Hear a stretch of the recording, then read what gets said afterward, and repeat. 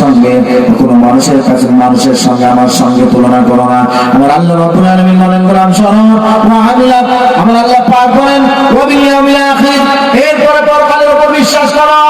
ও আমার ভাইরা, ও আমার বাবাজিরা, ও আমার মায়েরা, আজকে যদি এই মুহূর্তে আমার যদি এলান হয়ে যায়, আমার যদি সময় আমার নির্দিষ্ট মেয়াদ যদি শেষ হয়ে যায়, এই মুহূর্তে আর বউর কাছে যাওয়া হবে না, মায়ের সঙ্গে দেখা হবে না, নিজের ভাইয়ের সঙ্গে দেখা হবে না, নিজের স্ত্রীর সঙ্গে দেখা হবে না, পাড়া প্রতিবেশীর সঙ্গে দেখা হবে না।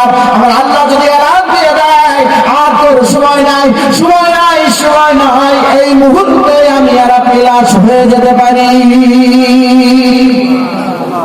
এক নম্বর কারো পরিমাণ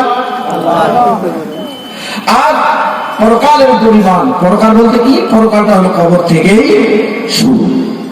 পরকালের উপর বিশ্বাস আছে তো?